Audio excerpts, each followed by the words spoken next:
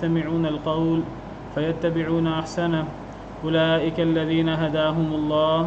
وأولئك هم أولو الألباب. أعوذ بالله من الشيطان الرجيم. بسم الله الرحمن الرحيم.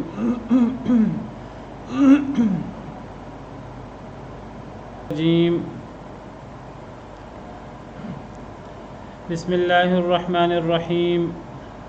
فإن طلقها فلا تحل له من بعد حتى تنكح زوجا غيره. پس اگر وہ طلاق دے دے اس کو، اگر شوہر طلاق دے اپنی بیوی کو، اس طلاق سے مراد تیسری طلاق ہے، چونکہ دو طلاقوں کا ذکر پیچھے آ گیا ہے اور وہ دو طلاقیں دو الگ الگ مجلسوں میں ہیں، دو مرتبہ ہیں، تو درمیان میں خلا کا ذکر آیا ہے اور میں اس کی وضاحت کر چکا ہوں کہ خلا طلاق نہیں ہے، لہذا پیچھے دو طلاقوں کا ذکر ہے اور یہ تیسری طلاق ہے۔ بس اگر وہ طلاق دے دے یعنی تیسری طلاق دے دے شوہر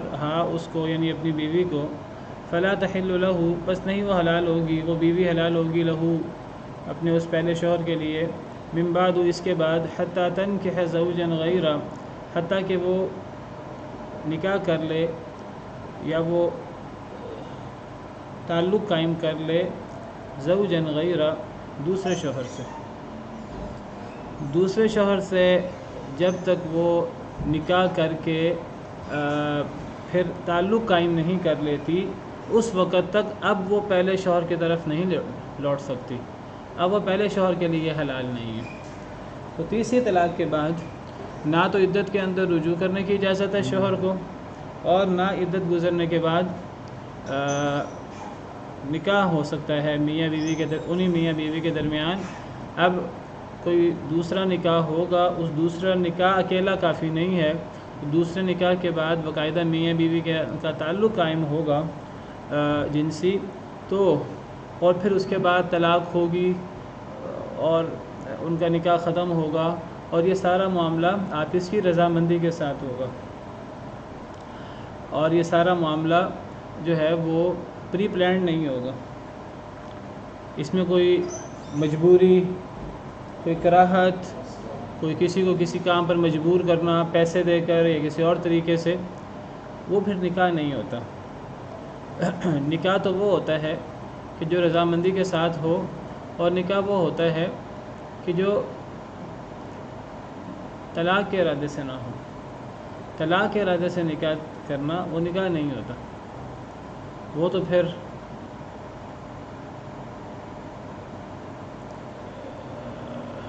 پھر متع ہے جو وقتی ہوتا ہے، یا وہ نکاح ختم کرنے کے ارادے سے ہوتا ہے۔ نکاح ختم کرنے کے ارادے سے نکاح کرنا، چاہے یہ بات بیوی کو بتا دی جائے، چاہے یہ بات بیوی کو نہ بتائی جائے، دونوں صورتوں میں ایک آدمی وہ کسی عورت سے نکاح کرتا ہے اور یہ مرد عورت دونوں طے کر لیتے ہیں کہ ہمارا نکاح جو ہے یہ مخصوص مدت کا ہے، تو اس کو نکاح نہیں کہیں گے، یہ تو متع ہے جو ایک وقتی طور پہ کیا گیا ہے۔ اس سے مقصود احسان نہیں ہے، اس سے مقصود ہمیشہ کے لیے اپنی کوشش کی حد تک ایک دوسرے کے ساتھ زندگی گزارنا نہیں ہے، اس کا مقصود وقتی فائدہ اٹھانا ہے۔ وقتی فائدہ یا تو نکاح کے بغیر نکاح بھی نہیں کیا جاتا اور زنا کی صورت میں کچھ دے دلا کر اٹھایا جاتا ہے، یا اس کو نکاح کا نام دے دیا جاتا ہے متع کے اندر۔ اور ایسے لوگ بھی ہیں جو اسے نکاح کا مقدس نام دیتے ہیں، اگرچہ اسلام کے اندر اس کی وقتی طور پر کچھ حالات کے تحت اجازت دی گئی تھی، لیکن پھر اس کو قیامت تک کے لیے حرام کر دیا گیا تھا۔ لیکن کچھ لوگ زنا کو جائز کرنے کے لیے، اللہ معاف کرے، وہ اس متع کو بھی نکاح کا نام دے دیتے ہیں، وہ کہتے ہیں یہ قیامت تک باقی ہے، اور صرف نکاح کا نام نہیں دیتے بلکہ اس کے جو ہے وہ بڑے فضائل بیان کرتے ہیں۔ جو ایک دفعہ متع کرے اس کا مقام حضرت حسن کے برابر، جو اتنی دفعہ متع کرے اس کا حضرت حسین کے برابر، جو اتنی دفعہ متع کرے حضرت سیدنا علی کے برابر، اور جو اتنی دفعہ متع کرے نعوذ باللہ اس کا مقام نبی کریم صلی اللہ علیہ وسلم کے برابر والیاذ باللہ، یعنی ایک بندہ فحاشی کرتا رہے اور فحاشی کر کر کے وہ کیا اس کو درجات حاصل ہوتے رہیں گے اور وہ اللہ کے ہاں قریب ہوتا جائے گا، والیاذ باللہ۔ اللہ تعالیٰ نے نکاح کی شرائط بیان کی ہیں کہ چاہے مرد ہو چاہے عورت ہو، کہ مردوں کے حوالے سے فرمایا کہ محسنین غیر مصافحین ولا متخذی اخدان، یہ نکاح احسان کی غرض سے ہو، قلعہ بند ہونے کی غرض سے ہو، یہ صفا کاری نہ ہو، نہ پوشیدہ دوستی کے طور پر ہو۔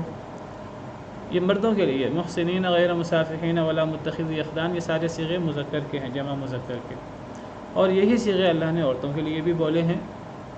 کہ والمحصنات من المؤمنات والمحصنات من الذين اوتوا الكتاب من قبلكم اذا آتيتموهن اجورهن، یہاں تو محسنین غیر مصافحین ہے، اور سورہ نساء کے اندر وَأُحِلَّ لَكُم مَّا وَرَاءَ ذَلِكُمْ أَن تَبْتَغُوا بِأَمْوَالِكُمْ محسنین غیر مصافحین، مردوں کے لیے بھی محسنین ہے، محسنین غیر مصافحین۔ سورہ مائدہ کے اندر آیت نمبر 5 وہاں بھی محسنین غیر مصافحین، اور سورہ نساء آیت نمبر 24 میں بھی محسنین غیر مصافحین، اور یہی چیز عورتوں کے حوالے سے بھی فرمائی کہ محصنات غیر مصافحات فانکحوہن بإذن اہلہن وآتوہن اجورہن بالمعروف محصنات غیر مصافحات، کہ یہ جو نکاح ہوگا ان سے نکاح کرو ان کے اہل کی اجازت سے، اور ان کو ان کا حق مہر دو معروف طریقے سے، اور وہ عورتیں احسان کی غرض سے آئیں، مصافحات نہ ہوں، نہ پوشیدہ دوستی پکڑنے والی ہوں۔ تو ان آیات کریمہ سے پتہ لگا کہ مرد ہو یا عورت، ان دونوں کے لیے نکاح کی بنیادی شرط یہ ہے کہ ایک تو اس نکاح کی بنیاد پوشیدہ دوستی نہ ہو، پوشیدہ رابطے، پوشیدہ تعلق نہ ہو، اور نمبر 2 کہ اس کا مقصد احسان ہو، صفا کاری نہ ہو۔ اب صفا کاری اور احسان میں کیا فرق ہے؟ صفا کاری اور احسان میں فرق یہی ہے، صفا کاری میں اصل مقصود صرف جنسی تعلق قائم کرنا ہوتا ہے، ذمہ داری اٹھانا نہیں ہوتا ہمیشہ کی۔ احسان کے اندر مستقل ذمہ داری اٹھانا مقصود ہوتا ہے جب نکاح کیا جاتا ہے، اگرچہ بعد میں ایسے حالات پیدا ہو جائیں کہ وہ اس نکاح کو ختم کرنے کے بارے میں سوچیں، شوہر سوچے، بیوی سوچے، شوہر جو ہے طلاق کا طریقہ اختیار کرے یا بیوی خلا کا طریقہ اختیار کرے، بعد میں ایسے حالات طاری ہو جائیں کہ وہ اس نکاح کو طلاق یا خلا کی صورت میں ختم کرنے پر وہ سوچنا شروع کر دیں، وہ ایک الگ چیز ہے۔ نکاح کے وقت یہ سوچ نہیں ہونی چاہیے، نکاح کے وقت تو احسان کی سوچ ہونی چاہیے۔ تو اگر مرد عورت پہلے سے ہی ان کا مقصود ایک وقتی نکاح ہو، نکاح مقصود ہی نہ ہو، وہ تو سادہ زنا ہے، وہ اس کو سسٹمائز کرنا چاہیں ہیلے کے طور پر، اس کو نکاح متع قرار دے دیں، اور یا پھر اس کو نکاح حلالہ قرار دے دیں، ایک جیسی چیز ہے۔ فرق کیا ہے متع میں اور حلالہ میں؟ کوئی فرق نہیں ہے، چاہے یہ مرد عورت پہلے سے طے کر لیں کہ یہ نکاح ہوگا، اور 1 رات کے بعد، 2 رات کے بعد، 3 رات کے بعد، تعلق قائم کرنے کے بعد، کیونکہ تعلق قائم کرنا ضروری ہے، تعلق قائم کرنے کے بعد جو ہے وہ طلاق ہو جائے گی، تو یہ نکاح نکاحی نہیں ہے، یہ حلالہ ہے، اور یہ ناجائز حلالہ ہے، اور یہ متع کی طرح حرام ہے۔ چاہے یہ بات مرد عورت دونوں کے ذہنوں میں پہلے سے موجود ہو، خواہ یہ بات مرد کسی ایک کے ذہن میں موجود ہو، جس کے ذہن میں موجود ہے اس کا نکاح نہیں ہوگا۔ اگر کوئی نکاح کرتے وقت یہ سوچتے کہ میں نے تو طلاق دے دینی ہے، اگر دوسرے کے علم میں بالفرض یہ بات نہیں ہے، اس کی طرف سے وہ نکاح صحیح ہوگا، لیکن جس کے ذہن میں یہ ہے کہ میں نے نکاح کرنا ہی اس نیت سے ہے کہ میں نے طلاق دے دینی ہے، تو اگر مثلا مرد کے ذہن میں ہے کہ میں نے نکاح کرنا ہے اور میں نے کچھ عرصے بعد طلاق دے دینی ہے، تو مرد یہ نکاح نہیں کر رہا، زنا کر رہا۔ اگر عورت کے ذہن میں یہ نہیں ہے تو عورت اس معاملے میں وہ صاف ہے، اور اگر دونوں کے ذہنوں میں یہ ہے تو یہ دونوں ہی اللہ معاف کرے فحاشی کر رہے ہیں، زنا کر رہے ہیں، اس میں اور زنا میں اور اس میں اور متع میں کوئی فرق نہیں ہے۔ نبی کریم صلی اللہ علیہ وسلم کا ارشاد ہے، نبی صلی اللہ علیہ وسلم نے فرمایا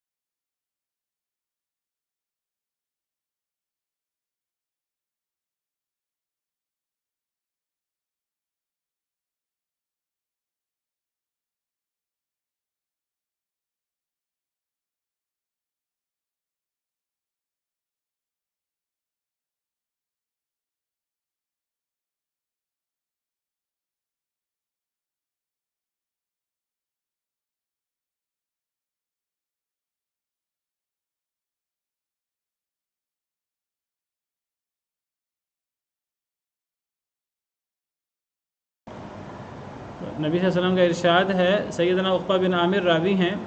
آپ نے فرمایا الا اخبرکم بالتیس المستعار، کہ اے میرے صحابہ کیا میں تمہیں ادھار لیے گئے سانڈ کے بارے میں خبر نہ دوں؟ صحابہ کرام نے عرض کیا کیوں نہیں اے اللہ کے رسول؟ تو آپ نے فرمایا هو المحلل، یہ جو حلال کرنے والا ہے، یعنی جو مرد عورت میں طلاق ہو گئی ہے، تیسری طلاق، اب تیسری طلاق کے بعد نہ عدت کے اندر رجوع ہو سکتا ہے، نہ عدت کے بعد نکاح ہو سکتا ہے، اب یہ اس عورت کو پہلے شوہر کے لیے حلال کرنے کے لیے جو یہ حلال کرنے کا کام کرتا ہے، یہ جو دوسرا ایک کرائے کا سانڈ جو لیا گیا ہے، تو یہ محلل ہے۔ کیا میں تمہیں کرائے مستعار لیے گئے سانڈ کے بارے میں خبر نہ دوں؟ صحابہ کے اندر عرض کیا کیوں نہیں؟ آپ نے فرمایا وہ محلل ہے، اس کی حیثیت کرائے کے سانڈ کی ہے۔ اور پھر آپ نے فرمایا لعن اللہ المحلل، اللہ نے لعنت کر دی ہے حلال کرنے والے کے لیے، یہ جو کرائے کا سانڈ ہے اس پر بھی اللہ نے لعنت کی ہے، والمحلل لہ، اور جس کے لیے حلال کیا جا رہا ہے۔ اگر اس سازش میں اور اس حرام کاری میں صرف مرد شریک ہے تو وہ مرد محلل لہ ہے، اور اگر اس سازش میں عورت بھی شریک ہے تو عورت بھی محلل لہ میں آتی ہے، محلل لہ یا محلل لہ وہ بھی اس کے اندر آئے گی۔ اگر دونوں کے نیت شامل ہے تو دونوں لانتی ہیں، تینوں لانتی ہو گئے۔ اور اگر اس میں مرد صرف شریک ہے، مرد بات کرتا ہے، عورت کو پتہ نہیں ہے اس کا، یا جو بھی صورتحال ہے، عام طور پر عورت کو بھی پتہ ہوتا ہے، تو بہرحال یہ تو لانتی عمل ہے۔ جو اس عمل میں شریک ہے تو اللہ کی لعنت والعیاذ باللہ۔ اور یہ جو حلال کرنے والا ہے یہ کرائے کا سانڈ ہے۔ سیدنا عمر رضی اللہ عنہ فرمایا کرتے تھے اگر مجھے پتہ لگے کہ کسی نے تیسری طلاق کے بعد کسی عورت کو پہلے شوہر کے لیے حلال کرنے کے لیے اس سے نکاح حلالہ کیا میں اسے رجم کر دوں گا۔ وہ فرماتے تھے یہ نکاح ہے ہی نہیں، یہ تو زنا کاری ہے، اس کی سزا وہی ہے جو زنا کی سزا ہوتی ہے، اس کی سزا رجم ہے۔ آپ نے فرمایا اگر مجھے پتہ لگے کہ کسی نے یہ کام کیا ہے تو میرے پاس اس کی سزا رجم کے علاوہ کوئی سزا نہیں ہے۔ یہ مسئلہ بالکل واضح ہے کہ یہ متع ہے یا یہ زنا کاری ہے، اس میں کوئی فرق نہیں ہے۔ نکاح جس کو نکاح حلالہ کہا جاتا ہے، وہ نکاح تو اس کو تھوڑا سا تقدیس کی شکل دینے کے لیے نکاح کہہ دیتے ہیں، ورنہ وہ نکاح کیا ہے؟ جس طرح متع کو تقدیس کی شکل دینے کے لیے نکاح کہہ دیا جاتا ہے، ورنہ متع بھی زنا ہی ہے۔ کیونکہ ان سب چیزوں کے اندر جو وقتی چیز آ جاتی ہے، اور اس کو قرآن اس کا فرق کرتا ہے احسان اور صفہ سے۔ یہ احسان اور صفہ کو سمجھنے کی بڑی ضرورت ہے۔ احسان کا مطلب ہے کہ ایک انسان ذمہ داری محسوس کرے تا زندگی۔ باقی میں نے کہا کہ نکاح کے وقت نیت تا زندگی ذمہ داری قبول کرنے کی ہو، مرد کی طرف سے بھی عورت کی طرف سے بھی۔ باقی ایسے حالات پیدا ہو جائیں کہ وہ علیحدہ ہونا چاہیں تو پھر ممانعت نہیں ہے، پھر یہ زنا نہیں بنتا۔ وہیں یتفرقا یغنی اللہ کلا من سعتہ، اگر وہ الگ ہو جائیں گے دونوں، نکاح انہوں نے نیک نیتی سے کیا، بعد میں حالات ایسے پیدا ہو گئے کہ وہ اکٹھے نہیں رہ سکتے، اگر وہ علیحدہ ہو جائیں گے اللہ ہر ایک کو غنی کر دیں گے، اپنے پاس سے اللہ ہر ایک کو غنی کر دیں گے، اللہ ہر ایک کو اس کا جوڑا دے دیں گے، ہر ایک کی شادی کسی دوسری جگہ اللہ کروا دیں گے۔ تو اگر علیحدگی کی ضرورت ہو، علیحدگی ہو سکتی ہے، بالکل ہو سکتی ہے، علیحدگی منع نہیں ہے، لیکن علیحدگی کی نیت سے نکاح کرنا یہ تو نکاح ہے ہی نہیں، یہ تو وقتی تعلق ہے۔ اور میں نے ذکر کیا کہ یہ نکاح وقتی نہیں ہونا چاہیے، اس میں نکاح کی شرائط پوری ہونی چاہیے۔ اس میں ولی بھی ہوگا عورت کی طرف سے، اس میں حق مہر بھی ہوگا، اور اس کے اندر وہ احسان اور صفا یہ بھی بڑا واضح طور پر پوشیدہ دوستی وغیرہ ان سب سے بچنا ہوگا، احسان کا دھیان کرنا ہوگا۔ حلالہ کے اندر احسان نہیں ہوتا، صفا کاری ہوتی ہے۔ اور یہ جو نکاح ہوگا، اس نکاح کے بعد وہ عورت کسی دوسرے شوہر سے شادی کر لے، وہ اپنی مرضی سے، اللہ نہ کرے، یعنی نکاح کے وقت تو طلاق کا ذہن ہے ہی نہیں، بعد میں اگر کبھی طلاق ہو گئی اب یہ عورت پہلے شوہر کے لیے حلال ہو سکتی ہے۔ لیکن یہ بھی ضروری ہے کہ اس دوسرے نکاح کے بعد ان کا تعلق قائم ہوا ہو۔ اگر کوئی پری پلان نہیں ہے، دوسرا نکاح ہو گیا اور دوسرے نکاح کے بعد تعلق قائم نہ ہوا میاں بیوی میں، اور طلاق ہو گئی بالفرض رخصتی سے پہلے، تو پھر بھی یہ عورت اپنے اس پہلے شوہر کے لیے حلال نہیں ہوگی۔ اس عورت کے پہلے شوہر کے لیے حلال ہونے کے لیے یہ شرط یہ ہے کہ تعلق بھی قائم ہو۔ اسی لیے میں نے کل وضاحت کی تھی، اشارہ کیا تھا حتیٰ تنکح زوجا غیرہ۔ یہاں بعض لوگوں نے کہا تنکیہ سے مراد ہے کہ دیکھیے عورت اپنا معاملہ اپنے ہاتھ میں لے سکتی ہے اور عورت اپنا نکاح خود کرا سکتی ہے، عورت کو ولی کی ضرورت نہیں ہے۔ حالانکہ یہ مفہوم لینا یہ قرآن کریم کی دیگر آیات کے بھی خلاف ہے اور یہ صریح اور صحیح احادیث مبارکہ کے بھی خلاف ہے۔ کوئی مفہوم لینا ہو قرآن کریم کی آیات سے تو اس مسئلے کے تمام نصوص کو اکٹھا کر لینا چاہیے۔ اور بلکہ یہاں نکاح سے مراد تو عقد نکاح نہیں، یہاں تو نکاح سے مراد جو ہے وہ تعلق ہے میاں بیوی کا۔ تو یہ وہ جائز میاں بیوی کا تعلق جو صحیح عقد نکاح کے بعد ہوتا ہے، وہ تعلق ہو پھر طلاق ہو، پھر یہ عورت اپنے پہلے شوہر کے لیے حلال ہو سکتی ہے، تعلق کے بغیر حلال نہیں ہو سکتی۔ اور اس کی مزید وضاحت حدیث مبارکہ میں آتی ہے، صحیح بخاری کے اندر رفاعہ قرظی یہ صحابی ہیں، ان کی بیوی نبی کریم صلی اللہ علیہ وسلم کی خدمت میں حاضر ہوئیں اور وہ کہنے لگیں کہ اے اللہ کے رسول، رفاعہ نے مجھے طلاق دے دی ہے، فبت طلاقی، اور یہ طلاق جو ہے یہ رجی نہیں ہے، یہ طلاق بائنہ ہو چکی ہے ہماری۔ وَإِنِّي نَكَحْتُ بَعْدَهُ عبد الرحمن بن القرظی، میں نے اس کے بعد عبد الرحمن بن زبیر قرظی سے شادی کر لی ہے۔ وَإِنَّمَا مَعَهُ مِثْلَ الْهُدْبَةِ، اس کے ساتھ تو معاملہ ایسے ہے جیسے کپڑے کا ہوتا ہے۔ یہ کنایہ ہے، یعنی وہ جو میرا دوسرا شوہر ہے وہ جنسی معاملات وغیرہ میں وہ پوری طرح فٹ نہیں ہے، تو گویا کہ وہ کہنا چاہتی تھی کہ میں دوبارہ پہلے شوہر کے پاس میں اس سے طلاق لے کر دوبارہ شادی کرنا چاہتی ہوں۔ تو نبی صلی اللہ علیہ وسلم نے فرمایا لعلکی تریدین ان ترجعی الی دفاع، اس نے کنایہ سے کام لیا۔ ایسی باتیں صراحت سے کرنا مشکل ہوتا ہے اور یہ اسلامی تعلیمات کے بھی منافی ہے کہ ایسی باتیں بہت زیادہ صراحت سے کی جائیں جہاں کنایے سے کام چل جاتا ہے، اشارے کنایے سے، تو وہاں اشارہ کنایے سے کام لے لینا چاہیے۔ تو نبی صلی اللہ علیہ وسلم نے فرمایا کہ شاید کہ تم چاہتی ہو کہ تم واپس رفاع کی طرف لوٹو، آپ سمجھ گئے ان کی بات، لیکن آپ نے فرمایا نہیں، حتیٰ یذوق عسیلتک وتذوق عسیلتہ، یہ اس وقت تک نہیں ہو سکتا جب تک کہ وہ تمہارا مزہ نہ چکھ لے اور تم اس کا مزہ نہ چکھ لو، یعنی جب تک تمہارا آپس میں تعلق قائم نہیں ہوگا اس وقت تک تم رفاع کی طرف نہیں لوٹ سکتے۔ اگر یہ اس کے بغیر طلاق بھی ہو جائے، اس تعلق کے بغیر، تو پھر بھی تم پہلے شوہر کے لیے حلال نہیں ہوگی۔ تو یہ صحیح بخاری کی بڑی واضح حدیث ہے جو اس آیت کریمہ کی مزید وضاحت کر رہی ہے۔ یہاں تنکیہ سے مراد تعلق ہے میاں بیوی کا جو عقد صحیح کے بعد قائم ہوگا۔ لفظ نکاح یہ عقد نکاح کے لیے بھی بولا جاتا ہے اور یہ جنسی تعلق پر بھی بولا جاتا ہے۔ تو اب یہ عورت پہلے شوہر کے لیے اس وقت تک حلال نہیں ہو سکتی جب تک کہ یہ عورت نکاح صحیح، عقد صحیح کے بعد دوسرے شوہر کے ساتھ جنسی تعلق قائم نہ کر لے۔ اور صرف اتنا نہیں، فَإِن طَلَّقَهَا، اب یہ دوسرے شوہر بھی طلاق دے دے اس کو، وہی طلاق کی صورت ہوگی جس کا ذکر تفصیل سے ذکر پچھلی آیات میں آ رہا ہے۔ یعنی اگر وہ طلاق دے دے، پہلی طلاق دے دے اور طلاق کے بعد عدت گزر جائے، الگ ہو جائیں گے، اور یہ سارا معاملہ کوئی شرط کے ساتھ نہ ہو، کوئی پری پلان نہ ہو، اور اس میں تعلق وغیرہ بھی قائم ہو چکا ہو، دوسری طلاق ہو اس کے بعد عدت گزر جائے، یا تیسری طلاق ہو، طلاق کی کوئی بھی صورت، اگر یہ دوسرے شوہر بھی طلاق دے دے، فلا جناح علیہما، بس نہیں ہے حرج ان دونوں پر، اس عورت پر اور اس کے پہلے شوہر پر، ان دونوں پر کوئی حرج نہیں ہے، ان یتراجعا، یہ کہ وہ دونوں لوٹ جائیں، وہ دونوں رجوع کر لیں، دوبارہ وہ نکاح کے رشتے میں باندھے جائیں، کوئی حرج نہیں ہے۔ ان ظنا، اگر وہ دونوں گمان رکھیں، گمان غالب ہو ان دونوں کو،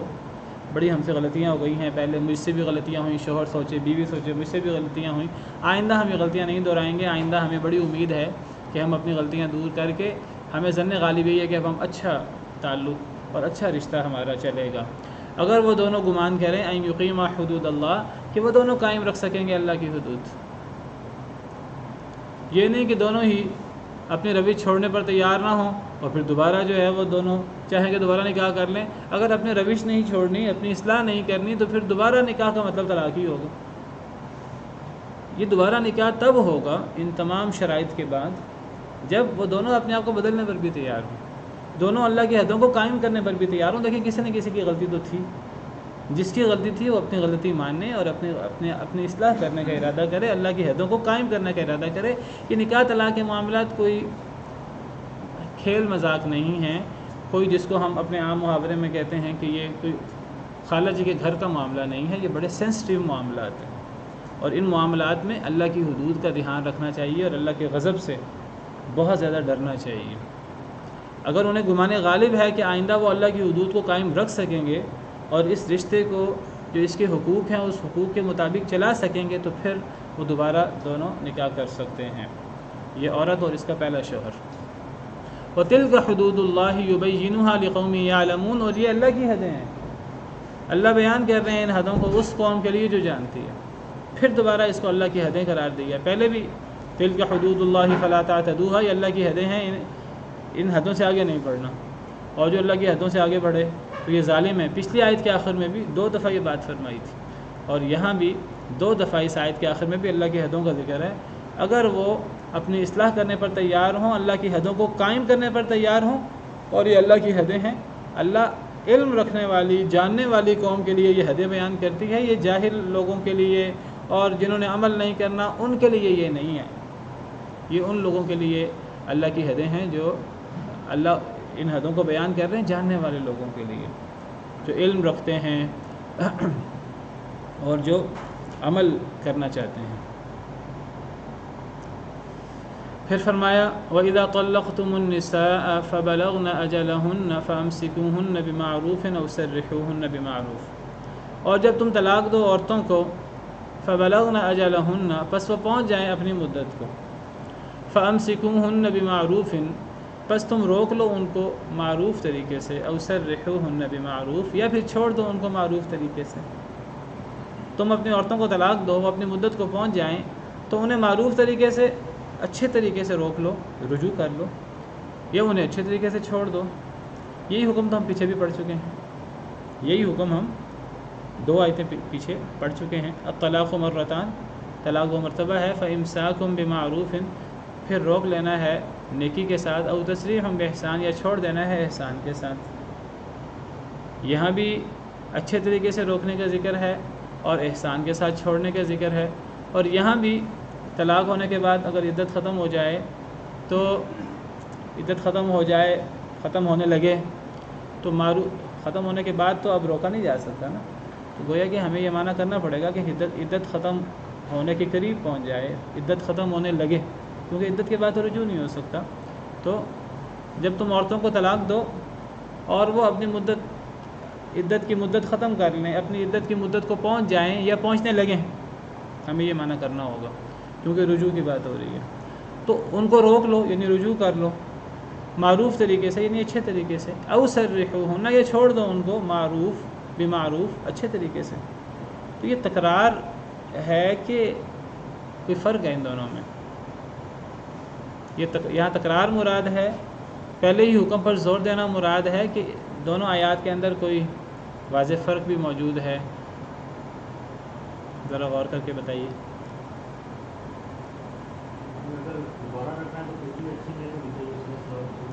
ہاں جی، یہ بات تو پیچھے بھی آ گئی نا، تو میرا یہی سوال ہے کہ کیا یہ پہلی بات کو ہی مکرر انداز میں بیان کیا جا رہا ہے زور دینے کے لیے، یا ان دونوں میں کوئی فرق ہے؟ الطلاق مرتان فإمساک بمعروف ہے، اور اس آیت میں دونوں میں رجوع کی بات ہے، دونوں میں چھوڑنے کی بات ہے۔ پچھلی آیت میں بھی امساک کی بات بھی ہے اور چھوڑنے کی بات بھی ہے، اس آیت میں بھی امساک کی بات بھی ہے، روکنے کی بات بھی ہے اور چھوڑنے کی بات بھی ہے۔ بس فرق یہ ہے کہ وہاں امساک کے ساتھ معروف ہے، یہاں بھی امساک کے ساتھ یعنی رجوع کے ساتھ معروف کا لفظ ہے، وہاں چھوڑنے کے ساتھ احسان کا ذکر ہے، یہاں چھوڑنے کے ساتھ بھی معروف کا ذکر ہے۔ معروف سے مراد نیکی اور احسان سے مراد زیادہ بڑی نیکی، ان دونوں کو ہم اس طرح اکٹھا کر لیں گے کہ ہم دونوں سے مراد لے لیں گے کہ چھوڑتے وقت تو روکنے سے بھی زیادہ نیکی کرنی چاہیے، جو ہمارے معاشرے میں بالکل نہیں ہوتا۔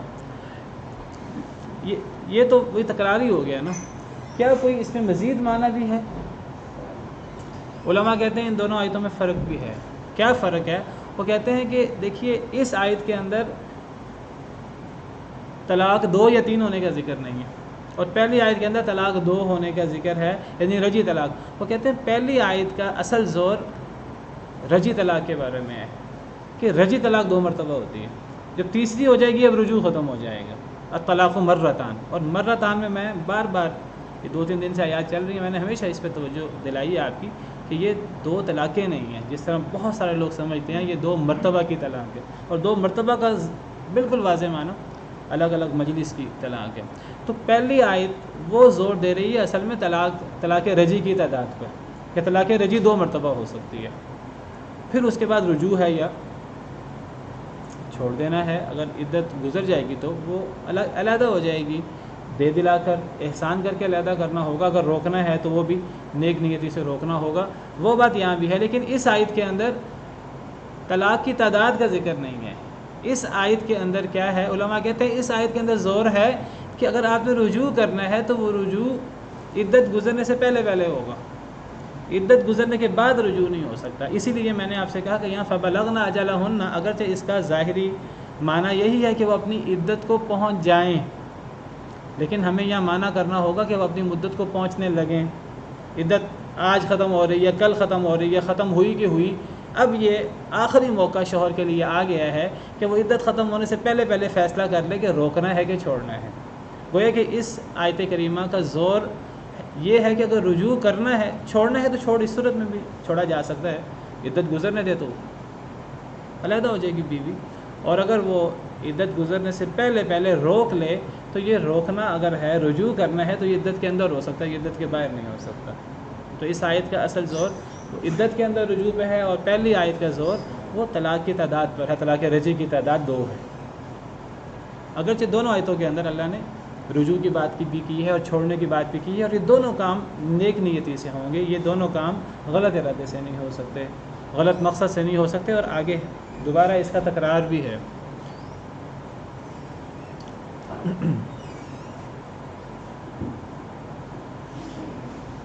اور عدت ہے کتنی وہ تفصیلات پہلے گزر چکی ہیں۔ فرمایا وَلَا تُمْسِكُوهُنَّ ضِرَارًا لِتَعْتَدُوا، اور نہ تم روکو انہیں، روکنے کا میں نے کہا اس آیت میں روکنے پر زور ہے، اور یہ روکنا ہوگا عدت سے پہلے، عدت کے بعد روکا نہیں جا سکے گا، چاہے پہلی طلاق ہی کیوں نہ ہو، چاہے دوسری طلاق ہی کیوں نہ ہو، عدت کے بعد رجوع ممکن نہیں ہے، وہ پھر نکاح ہوگا، عدت کے اندر رجوع ہوگا۔ تو فرمایا وَلَا تُمْسِكُوهُنَّ ضِرَارًا لِتَعْتَدُوا، اور نہ تم روکو انہیں۔ اب عدت کے اندر رجوع ہو سکتا ہے، عدت کے بعد رجوع نہیں ہو سکتا۔ اب اگر کوئی عدت کے اندر رجوع کر لیتا ہے تو اس رجوع سے نیک نیتی مراد ہونی چاہیے، جیسے ہم نے پیچھے بھی پڑھا اس آیت کے شروع میں بھی، اور طلاق مرتان فامساک بمعروف، وہاں سے بھی پتہ لگا اگر روکنا ہے، رجوع کرنا ہے تو معروف طریقے سے، یہاں بھی پتہ لگا فامسکوہن بمعروف، روکنا ہے تو معروف طریقے سے۔ 2 دفعہ شرط لگانے کے بعد کہ روکنا ہے تو معروف طریقے سے، تیسری دفعہ مزید صراحت کر کے فرمایا وَلَا تُمْسِكُوهُنَّ ضِرَارًا لِتَعْتَدُوا، انہیں نہ تم روکو انہیں ضرر دینے کے لیے تاکہ تم زیادتی کرو، کیونکہ جب میاں بیوی میں ناراضگی ہوتی ہے، کلیش ہوتا ہے، تو کلیش کے بعد وہ بعض دفعہ ایک دوسرے کے مخالف ہو جاتے ہیں، اور مخالفت بعض دفعہ اتنی بڑھ جاتی ہے، اب وہ طریقے سے ایک دوسرے کو تنگ کرنا چاہتے ہیں، ایک دوسرے کو ضرر دینا چاہتے ہیں، ایک دوسرے پہ زیادتی کرنا چاہتے ہیں۔ تو ایک شخص بعض دفعہ رجوع کرتا ہی اس لیے ہے کہ میں نے تو اب یہ میری بیوی نے میری مخالفت کی ہے، یہ معاملہ علیحدگی تک پہنچ گیا ہے، میں نے تو اب اسے سارے بدلے لے کے چھوڑنا ہے، ابھی تو میں اس سے زیادہ بدلے نہیں لے سکا، ابھی تو میں اس پر زیادہ زیادتی نہیں کر سکا، تو میں دوبارہ رجوع کر لیتا ہوں، دوبارہ رجوع کر کے اسے پھر ساری کسر دوبارہ نکالوں گا۔ اگر یہ نیت ہے، چاہے وہ نیت کسی کے سامنے ظاہر کر رہا ہے کہ نہیں کر رہا، اللہ کو تو پتہ ہے، تو اس نیت سے تم رجوع کرو گے تو وہ پھر وہ کیسا رجوع ہوگا، اور وہ کیا رجوع کرنا جائز ہوگا کہ نہیں ہوگا، اور کیا پھر اس رجوع کے بعد جب وہ شوہر بیوی سے تعلق قائم کرے گا، اس کا تعلق قائم کرنا جائز ہوگا کہ جائز نہیں ہوگا، یہ ساری باتیں وہ سوچ کے رکھیں۔ یہ رجوع اس طرح کرنا جائز نہیں ہے، تم اس لیے نہ ان کو روکو ضرر دینے کے لیے تاکہ تم زیادتی کرو، اللہ کو تو ہر بات کا پتہ ہے۔ ہاں معروف طریقے سے، اچھی نیت سے، اچھے طریقے سے رجوع ہو سکتا ہے، اور بعد میں نیکی کرنے کا ارادہ ہو، پچھلی خامیاں دور کرنے کا ارادہ ہو۔ ان ظن ان یقیما حدود اللہ، اگرچہ وہ دوبارہ پہلے شوہر کے ساتھ نکاح کے بارے میں ہے، لیکن وہ چیزیں ان سب چیزوں پر فٹ آتی ہیں۔ نہ تم انہیں روکو ضرر دینے کے لیے تاکہ تم زیادتی کرو۔ جاہلیت کے اندر یہ کام بہت زیادہ مرتبہ ہوتا تھا، اور وہاں تو کوئی روک ٹوک بھی نہیں تھی، کوئی 3 طلاقوں کی روک ٹوک بھی نہیں تھی کہ 3 سے زیادہ طلاقیں نہیں دی جا سکتی۔ وہاں تو ایک شخص اپنی بیوی کو 100 دفعہ طلاق دے، اور طلاق دینے کے بعد عدت ختم ہونے سے پہلے رجوع کر لے۔ اب جو عورت کسی مرد کے نکاح میں ہے، جاہلیت کے اندر بھی آگے شادی تو نہیں کر سکتی تھی۔ جاہلیت کے اندر بھی پرانی نبیوں کے کچھ طریقے چلے آ رہے تھے، کچھ چیزیں فطری ہیں، تو وہ عورت آگے شادی نہیں کر سکتی تھی۔ لیکن اب مرد پہ کوئی پابندی نہیں تھی، کوئی روک ٹوک نہیں تھی، تو مرد بیویوں کو ذلیل کرنے کے لیے اور ان کو تنگ کرنے کے لیے وہ انہیں طلاق دیتے تھے، پھر عدت ختم ہونے سے پہلے رجوع کر دیتے تھے، پھر دوبارہ طلاق دیتے تھے۔ تو اس طرح کر کے عورتوں کو معلق رکھتے تھے، اور اپنا معاملہ چلانے کے لیے وہ اور عورتوں سے شادی کر لیتے تھے، اور عورتوں سے شادی کرنے میں بھی کوئی تعداد مقرر نہیں تھی۔ اسلام نے تو 4 کی تعداد مقرر کر دی ہے، وہاں 10 عورتوں سے اور زیادہ سے زیادہ عورتوں سے بھی شادی ہوتی تھی، اور وہ کرتے تھے، اور جس طرح جاہلیت کے ایسے واقعات موجود ہیں ہمارے سامنے۔ تو جاہلیت کے اندر نہ تو عورتوں سے کتنی عورتوں سے شادی ہو سکتی ہے اس کی کوئی پابندی بھی نہیں تھی، اور اگر عورت کو الگ کرنا ہے تو کتنی دفعہ اس کو طلاق دی جا سکتی ہے اس کی بھی کوئی پابندی نہیں تھی۔ اللہ تعالیٰ نے اس کو پابند کر دیا، رجی طلاق 2 مرتبہ ہوگی، 3 طلاقیں ہو سکتی ہیں، تیسری طلاق کے بعد اب حق ختم ہو گیا، اب نہ عدت کے اندر رجوع ہو سکتا ہے، نہ عدت کے بعد نکاح ہو سکتا ہے۔ اس کی ایک صورت ہے جو بڑی مشکل ہے، اگر اس شرط کی روح پر عمل کیا جائے تو ویسے ممکن ہی نہیں رہ جاتا۔ عام طور پر دیکھیے ایسے معاشروں میں جہاں نکاح اور نکاح کا ادارہ موجود ہے، وہاں پہلی شادی کے ساتھ ہی لوگ پوری زندگی گزار دیتے ہیں، اور اگر طلاق ہو جائے، طلاق بھی ہو جاتی ہے، ہمارے معاشروں میں بھی طلاق ہو جاتی ہے، صحابہ کرام کے دور میں بھی طلاق ہو جاتی تھی۔ اگر طلاق ہو جائے، تیسری طلاق ہو جائے، پہلی دوسری کے بعد تو رجوع کرنے کی عدت کے اندر اور عدت کے بعد نکاح کرنے کی اجازت موجود ہے، تیسری طلاق کے بعد رجوع کرنے کی اجازت نہیں ہے، عدت کے بعد نکاح کی اجازت نہیں ہے، حتیٰ کہ شرعی حلالہ وہ ایک دوسرے شوہر سے صحیح نکاح کرے، تو اس نکاح کے بعد اگر کوئی پہلے سے طے نہیں کیا ہوا تو بہت مشکل ہے کہ وہ دوبارہ طلاق ہو جائے ان کے اندر۔ یہ عورت پہلے نکاح سے اس نے سبق سیکھا ہوگا، پہلا نکاح ٹوٹ گیا، اس سے سبق سیکھا ہوگا، اب تو وہ دوسرے نکاح میں اگر شوہر کی طرف سے کوئی زیادتی بھی ہوگی تو یہ کہے کہ میں نے جو ہے وہ طلاق نہیں لینی، میں طلاق لے کے اب آگے شادیاں کرتی رہوں، تو اس کو سبق ملا ہوگا، یہ ہر ممکن کوشش کرے گی کہ نکاح بچ جائے، تو بڑا مشکل ہے کہ یہ دوبارہ نکاح ہو جائے۔ لیکن بہرحال ایک صورت رکھی ہے اللہ تعالیٰ نے، تو اللہ تعالیٰ نے اس کو محدود کر دیا ہے۔ اچھا، محدود اس لیے کیا تاکہ عورتوں پر زیادتی نہ ہو، جس طرح جاہلیت میں ہوتا تھا۔ یہ جو اللہ تعالیٰ نے 2 رجی طلاقیں رکھی ہیں، 2 میں شوہر رجوع کر سکتا ہے، 2 کے بعد رجوع نہیں کر سکتا، یہ بھی 2 کی اجازت بھی اللہ تعالیٰ نے ظلم کرنے کے لیے نہیں دی، یہ 2 کی اجازت اللہ نے دی ہے کہ اگر مرد سے طلاق دینے کے اندر جلد بازی ہو جائے، اگر عورت سے نکاح کے معاملات میں کچھ ایسے معاملات ہو جائیں کہ میاں بیوی میں نچاکی ہو جائے، تو وہ رجوع کر سکیں، ان کو حق حاصل ہو کہ وہ رجوع کر سکیں۔ یہ تو اللہ تعالیٰ نے اس لیے 2 رجی طلاقیں رکھی ہیں، اللہ نے موقع دیا ہے، 1 مرتبہ 2 مرتبہ موقع دیا ہے، تو یہ 2 رجی طلاقیں، اس میں بھی اللہ کی بڑی عجیب حکمت ہے، اور اسی لیے اللہ نے فرمایا ہے کہ رجی طلاق کے بعد بیوی شوہر کے گھر میں رہے گی۔ لا تدری لعل اللہ یحدث بعد ذلک امرا، سورۃ طلاق کے اندر جہاں اللہ نے اس مسئلے کو بیان فرمایا، اس آیت کے آخر میں ہے تم نہیں جانتے کہ اگر بیوی شوہر کے گھر رہے گی تو اس سے رجوع کی کتنی صورتیں پیدا ہوں گی، لیکن ان دونوں کو سبق حاصل ہوگا۔ تو یہ جو اللہ تعالیٰ نے 2 رجی طلاقیں رکھی ہیں، اجازت دی ہے، یہ ظلم کرنے کے لیے، یعنی یہ نہیں کہ عرب لوگ تو 100 طلاقیں دے دیتے تھے تو وہ اس طریقے سے ظلم کرتے تھے، اللہ نے 2 طلاقیں رکھی ہیں، ان 2 طلاقوں کے اندر ظلم ہو سکتا ہے، 1 طلاق کے اندر بھی ظلم نہیں ہو سکتا، 1 طلاق کے اندر بھی ظلم رجوع کر کے انسان کی نیت ظلم کرنے کی ہو، کہ یہ 1 رجوع کے اندر بھی یہ گنجائش اللہ نے ختم کر دی ہے۔ وَلَا تُمْسِكُوهُنَّ ضِرَارًا لِتَعْتَدُوا، نہ تم روکو انہیں ضرر دینے کے لیے تاکہ تم زیادتی کرو۔ دیکھیے کتنا زور ہے اس بات پر، وَمَنْ يَفْعَلْ ذَلِكَ فَقَدْ ظَلَمَ نَفْسَهُ، پھر دوبارہ تکرار کے ساتھ فرمایا جو یہ کام کرے وہ اپنے آپ پر ظلم کر رہا ہے. ظاہراً یہ وہ زیادتی عورت پہ کر رہا ہے، ظاہراً اس میں وکٹم عورت بن رہی ہے، عورت اس میں نچلی جگہ پر موجود ہے. لیکن اگر ایک انسان آخرت کو مد نظر رکھے تو آخرت میں جو مظلوم ہے، ٹھیک ہے دنیا کے اندر اس نے ظلم سہا ہے، لیکن دنیا اور آخرت کی حیثیت کا کتنا زیادہ فرق ہے.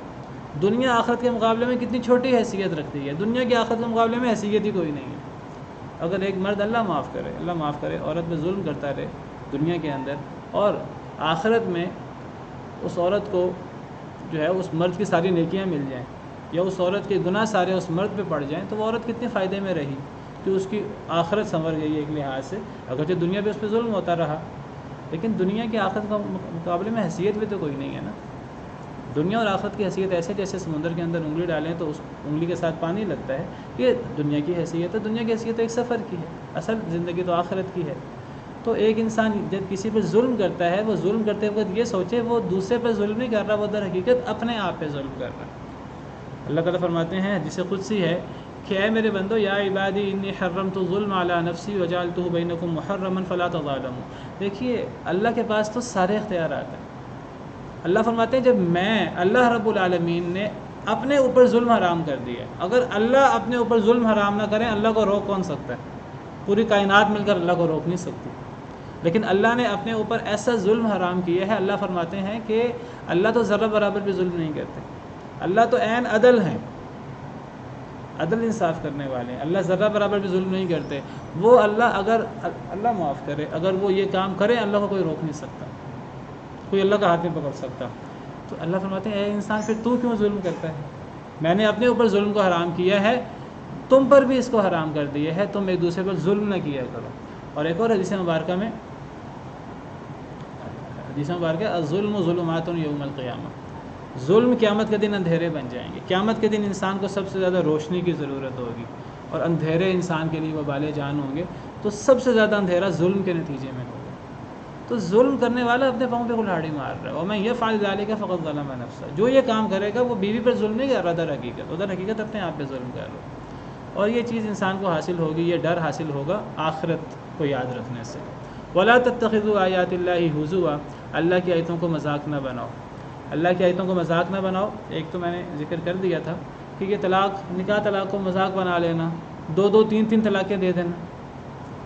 اللہ کی اور اللہ کے رسول کے احکامات کو مد نظر نہ رکھنا، ان احکامات کو نہ سیکھنا، نکاح طلاق کے جو اللہ کی حدیں ہیں ان کو سیکھنا نہ، اور اس معاملے میں ہر قسم کی الٹی سیدھی حرکتیں کرنا اور پرواہ نہ کرنا اللہ کے احکامات کی. اور یہ بھی مراد ہو سکتا ہے کہ انسان ان چیزوں کو مذاق بنا لے. ڈراموں کے اندر نکاح طلاق ہو رہے ہیں، جی یہ تو ڈرامہ ہو رہا تھا، یہ تو مذاق ہو رہا تھا، جی میں نے تو مذاق میں طلاق کہہ دی تھی، میں نے تو مذاق میں جو ہے وہ ہم نے تو مذاق میں مرد نے ایجاب کیا، عورت نے قبول کیا، یہ ہم نے نکاح تو کیا ہی نہیں، ہم نے تو مذاق کیا تھا. تین چیزوں کی حقیقت بھی حقیقت ہے، مذاق بھی حقیقت ہے. ثلاث جدہن جد و ہزلہن جد. 3 چیزوں کی حقیقت بھی حقیقت ہے، مذاق بھی حقیقت ہے. نکاح طلاق و رجوع یہ کھیل نہیں ہے. ان چیزوں کو کھیل بنانا